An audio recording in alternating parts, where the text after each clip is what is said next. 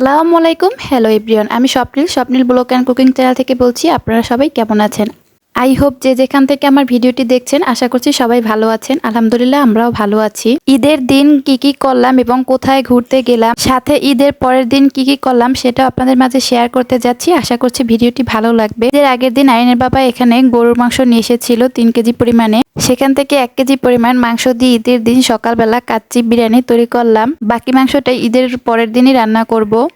কাচ্চি বিরিয়ানি রান্না করতে কিন্তু অনেক সময় লাগে, প্রসেসিংয়ের ব্যাপার আছে। তো আলহামদুলিল্লাহ আমার কাচ্চি বিরিয়ানিটা কিন্তু একবারে পারফেক্ট হয়েছিল, অসাধারণ টেস্ট হয়েছিল। সকালবেলা কিন্তু আমি পায়েস রান্না করে নিয়েছি, সেটা কিন্তু আমরা খেয়ে নিয়েছি। তো ওইটা ভিডিও করতে মনে ছিল না। বিরিয়ানিটা এতক্ষণ দমে দেওয়া ছিল, তো দম থেকে খোলার পরে নেড়েচেড়ে দেখছিলাম কেমন হয়েছে। তো এখানে খাওয়ার জন্য বেড়ে নিলাম। আমিও আইয়ান খাবো, আইয়ানের বাবা অফিসে দাওয়াতে যাবে। তো দুজনে মিলে খেয়ে তারপর আমি গোসল করে নেব এবং আমার রাজকন্যা এবং রাজপুত্রকেও গোসল করিয়ে তারপরে রেডি করে দিব। কাচ্চি বিরিয়ানির সাথে কিন্তু আমি বোরহানিও তৈরি করে নিয়েছিলাম, বাসায় তৈরি একেবারে ইনস্ট্যান্ট। সাথে শসা কেটে নিয়েছিলাম। তো ঈদের দিন আর অন্য কিছু রান্না করলাম না। কাচ্চি বিরিয়ানি যেহেতু আমাদের সবারই পছন্দের, তো এটাই খেয়েছিলাম। খেয়ে বিকেল আবার বাইরে ঘুরতে গিয়েছিলাম ছেলে মেয়েকে রেডি করার পরে।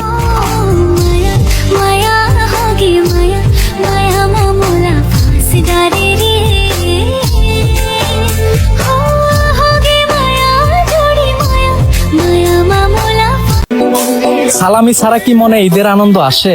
তাহলে আর দেরি কেন? ঈদের চাঁদ যেহেতু আকাশে, সালামিটা এখনই দিয়ে দেন বিকাশে।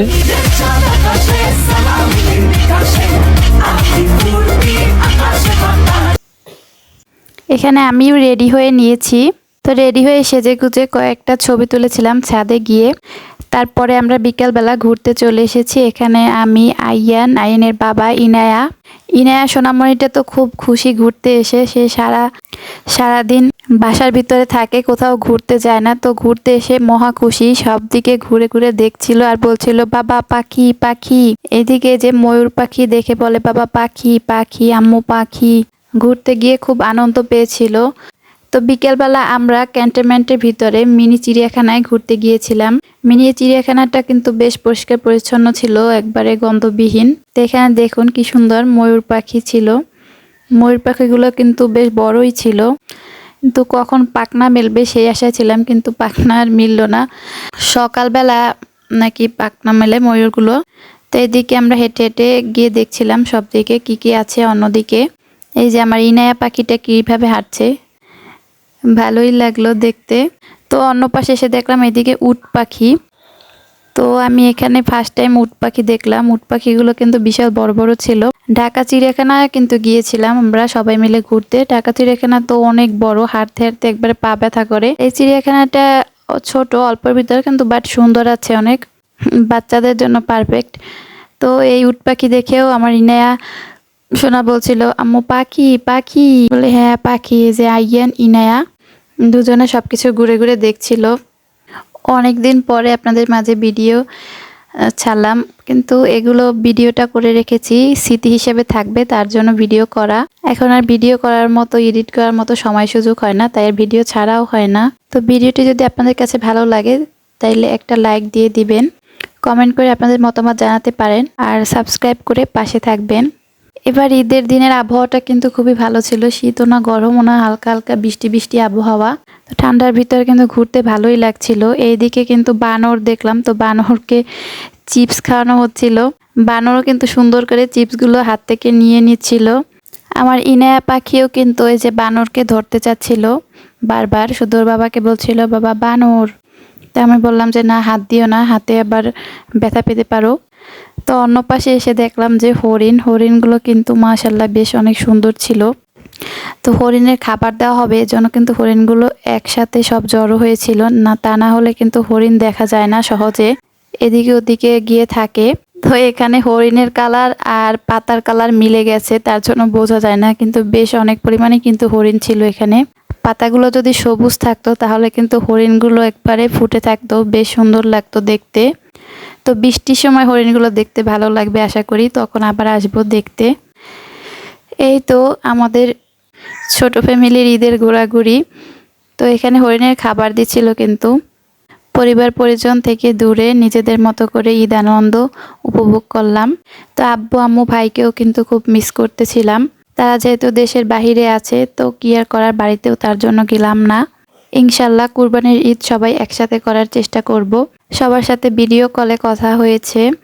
তো সবাই আমার পরিবারের জন্য এবং আমার মা বাবার জন্য সবাই দোয়া করবেন। এবারে ঈদটা আলহামদুলিল্লাহ সব মিলিয়ে ভালোই কেটেছে। আবহাওয়া ঠান্ডা ঠান্ডা ছিল, মানে তেমন গরম ছিল না। ড্রেস পরে তেমন একটা কেমন অস্বস্তি ভাব হয়নি। তো আমি রেডি হওয়ার পরে তেমন কোনো ভিডিও করতে মনে ছিল না, তো অল্প অল্প যা ভিডিও করেছি সেটাই শেয়ার করেছি আপনাদের মাঝে। তো হরিণ দেখা শেষে আমরা এইদিকে চলে আসলাম। এইদিকে কিন্তু একটা গ্লোবসের মাঠ ছিল, বিশাল বড়। তো মাঠটা এত সুন্দর ছিল, একবারে সবুজ আর সবুজ, চোখ জুড়ানো সবুজ। তো গ্লোব খেলার মাঠ, এটা কিন্তু এমনিতে অনেক বড় হয়। তো ঘুরে ফিরে বাসায় এসে রেস্ট নিয়েছিলাম। তার পরের দিন সকালবেলার ভিডিও এটা, ঈদের পরের দিনের। তো সকালবেলা উঠে আমি গরু মাংসটা রান্না করে নিয়েছিলাম। আজকে অনেক কিছু রান্না করব, অনেক আয়োজন করতে হবে, তার জন্য সকাল সকাল সব কিছু গুছিয়ে নিয়েছিলাম। এদিকে রোস্টটা আমি লবণ দিয়ে ম্যারিনেট করে রেখেছিলাম, রোস্টের মাংসটা। তো আইয়ানের বাবার অফিসের একজন কলিগকে দাওয়াত দেবে, সাথে আমরাও খাওয়া দাওয়া করব। তো এইদিকে পুঁই শাক কেটে নিয়েছিলাম আলু দিয়ে, এটা চিংড়ি মাছ দিয়ে রান্না করব। আর পেঁয়াজ বাটা বের করে নিয়েছিলাম। এখানে রোস্টের মশলাটা একটু ভিজিয়ে রেখেছিলাম, এতে করে রোস্টের টেস্টটা ভালো আসে। আর এদিকে ঢেঁড়স কুচি করে নিয়েছিলাম। আর এদিকটা কিন্তু আমি চিংড়ি মাছ ভুনা করে নিয়েছি, সাথে টমেটো ভর্তা তৈরি করে নিয়েছি। আর সকালের জন্য আলু ভর্তা তৈরি করেছিলাম, সেটাও আছে পাশে। তো এখন কিন্তু প্রায় দুপুর হয়ে গেছে। তো এখানে আমি রোস্টটা খুব ভালো করে রান্না করে নিচ্ছি। টুকটাক করে কিন্তু অনেক আয়োজন ছিল, তো আমি একা মানুষ, রান্না করতেও কিন্তু অনেক সময় লেগে গিয়েছিল। তো রাতে যেহেতু গেস্ট আসবে, তার জন্য আমার বেশি কষ্ট হয়নি, সারাদিন বসে তৈরি করেছি, সব কিছু গুছিয়েছি। এদিকে কিন্তু আমি সব কিছু টেবিলে দিয়ে দিয়েছি, শরবত, তারপরে রোস্ট রান্না করেছিলাম, তারপর গরুর মাংস, পোলাও, এখানে পুঁই শাক চিংড়ি মাছ দিয়ে, তো চিংড়ি মাছ, ছোট চিংড়ি মাছ ভাজি, ঢেঁড়স ভাজি চিংড়ি মাছ দিয়ে। আর এদিকে ছিল টমেটো ভর্তা। আইনের বাবা বলতেছিল যে রোস্ট পোলাও গরু মাংস খেতে খেতে নাকি ভালো লাগছে না, তার জন্য ভর্তা, ভাজি, শাক এগুলো রান্না করতে বলল। আর নাস্তার আইটেম বেশি তৈরি করিনি, কারণ তৈরি করলে আর খাবার খাওয়া হবে না, তার জন্য ট্যাংগুলো নিয়েছিলাম। তো সবগুলো টেবিলে পরিবেশন করে দিয়েছি। তো গেস্ট চলে এসেছে, খাবার খাওয়া দাওয়া করছে। তো এখানে অনেকগুলো চিপস নিয়ে এসেছিল আর রসমালাই নিয়ে এসেছিল, তো সেগুলোই আইয়ানকে বের করে দিচ্ছিলাম। তো একা মানুষ এসেছিল, তো এসে খাবার খেয়ে আবার চলে গেছে ওই দিক থেকেই। দেখতে দেখতে যদি আমার ভিডিওটি ভালো লেগে থাকে, প্লিজ একটা লাইক দিয়ে দেবেন। এই যে আমার আইয়ান বাবার কিন্তু সেকেন্ড ড্রেস, এটা আইয়ান বাবা পরে নিয়েছিল ঈদের সেকেন্ড দিন। ভিডিওর একেবারে শেষ প্রান্তে চলে এসেছি। তো আমাদের কিছু ছবি আপনাদের মাঝে শেয়ার করলাম। ঈদের দিনে ড্রেস পরে যেহেতু ভিডিও করা হয়নি, তাই ছবি শেয়ার করে দিলাম। সবাইকে অসংখ্য ধন্যবাদ আমার পুরো ভিডিওটি দেখার জন্য। আবারও কোনো নতুন ভিডিও নিয়ে আপনাদের সাথে দেখা হবে। সবাই ভালো থাকবেন। আল্লাহ হাফেজ।